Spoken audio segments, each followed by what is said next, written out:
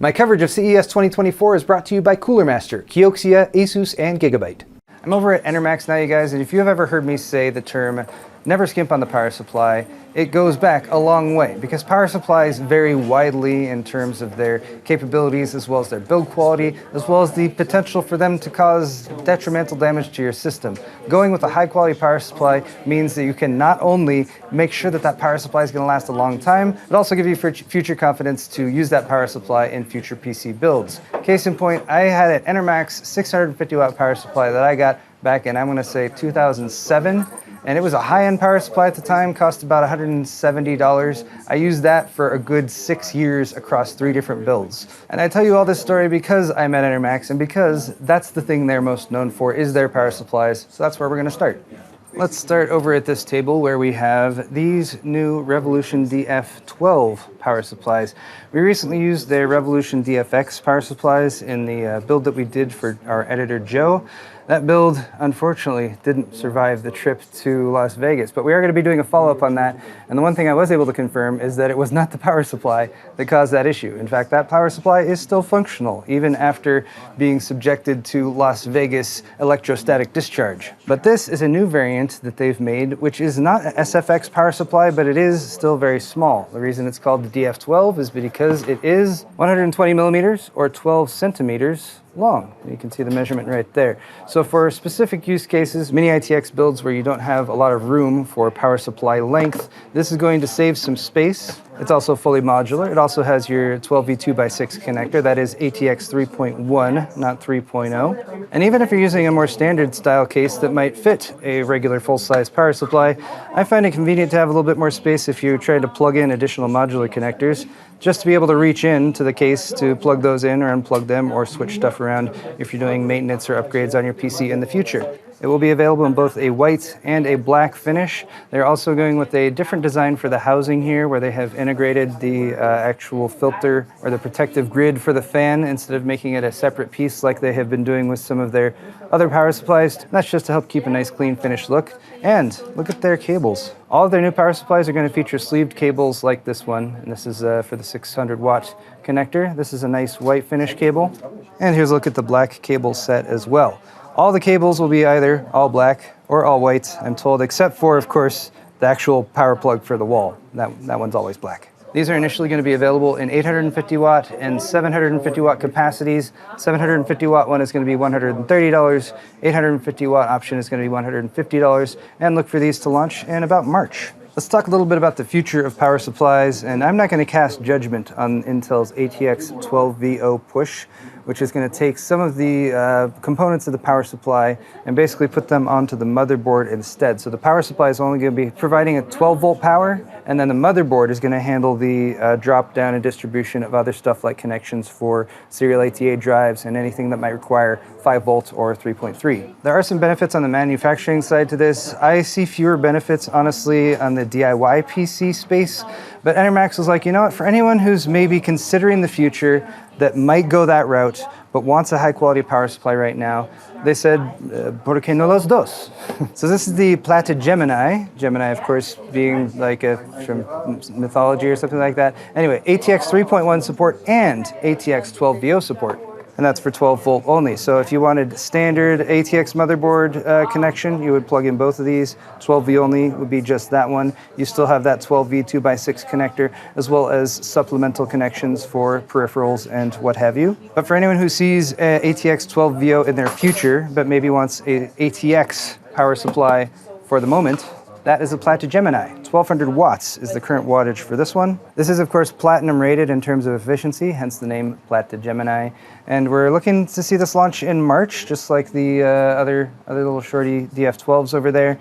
Price, about $230 US, which is, I think, a solid price for a 1200 watt platinum rated power supply.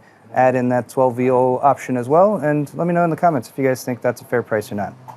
Continuing over here, we have the Enermax Revolution D.F.X power supplies. Look at that one right there with the RGB on the side. Does it look familiar? That's because it's the same unit. Well, we use the 1200 watt version. The same power supply, again, that we used in Joe's recent build, which is a really nice build. I wish it still worked. But like I said, the power supply was not the issue with that build, fortunately, and look for some follow-up content on that coming real soon. The Revolution D.F.X now is available in 1650 watt variants as well as 1350 watt variants. These are available now, they're out on the market. Since these are existing power supplies, they are ATX 3.0 compatible, so they do have the 12VH power connector rather than the 12V 2x2. Granted, as long as you plug these in all the way, make sure they're secure, they're not having issues with most people. But of course, if you're paranoid about your RTX 4090 or something like that, I don't blame you at all for opting for an ATX 3.1 option. These are 80 plus gold rated. They are actually even more efficient than 80 plus gold, and when it comes to ratings like that, there can be some fluctuation with testing and everything. Not going to give you too much backstory there, but I can confirm that you are going to get slightly better than 80 plus gold efficiency out of these units. And of course, I mean, there's RGB too, which obviously is a huge selling point. Another huge selling point about the RGB is you can just cycle through the colors with this button, and eventually you can also turn it off, because not everyone likes RGB. Right here we have the Revolution D.F.X Pro. That is the non-RGB variant of the Revolution D.F.X, available in 750 watt and 850 watt variants. Here is a new one. This one they've been co-developing with overclocker Splave. It's the Revolution D.F.X Pro Splave. Once again, this is available in 1000 watt or 1200 watt varieties. It is 80 plus gold rated, and Splave has been putting this through the paces, and according to the feedback I'm getting from the Enermax team, Splave says this is handling overclocking, it's handling setting some new benchmark records. So it's actually being put to the ringer in that respect. And one of the things that Splave set up as he was co-developing this with Enermax and looking for things that could make it unique, make it special, make it helpful for overclockers, is when you turn the switch off on this one, it has an automatic discharge function. Capacitors in a power supply can often retain charge after the unit is off, and that can be an issue for overclocking if you're trying to reset, do a cold boot. Turning the switch off once, having the power supply immediately fully discharge saves time, and if you're overclocking, benchmarking, and you're having to do this over and over and over again, even that savings of 30 seconds or a minute can really add up. So for any of you guys who are overclockers out there, maybe consider this as a next option, especially if you do lots of testing that requires shutting your power supply down completely. And now let me bring up some controversy amongst my fans by talking about Enermax all-in-one liquid coolers. If you guys have been following the tech space for, I don't know, several years at least, you might have heard a few horror stories about the first generation of Enermax Liquitech coolers, specifically the TR4 options that they made for Threadripper.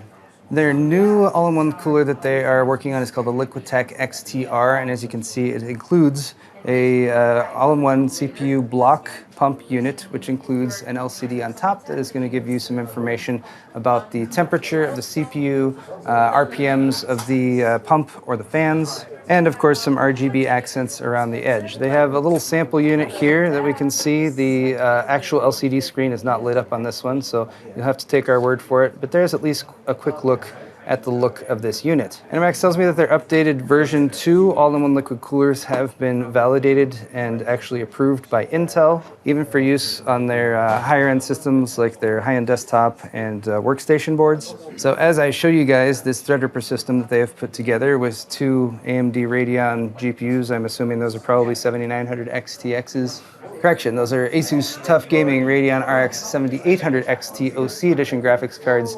But I wanted to present to you guys at least these Enermax coolers without any judgment, just to get your feedback on it. For any of you guys who went through that experience of having the failures and maybe watched the Gamers Nexus video on some of the AIO pump block units that were getting clogged up, have you completely lost faith in Enermax, or do you want to give them a second chance to come back and make some new AIOs? The Liquitech XTR will be available in 240mm, 280mm, 360mm, and all the way up to 420mm sizes. That's 3x140mm fans. And this one is still in development, so the launch date is TBD. The Enermax all-in-one units that are currently available are the Aquaflow and the Liquimax Flow, and I'm looking at one of those units right here. This is a Liquimax Flow in a 420mm variety with 3 140mm fans, and you can see the pump block unit down here, which includes an impeller fan. And I think that is a practical and a functional addition to an all-in-one liquid cooler. The RGB, maybe slightly less though, that's more of an aesthetic,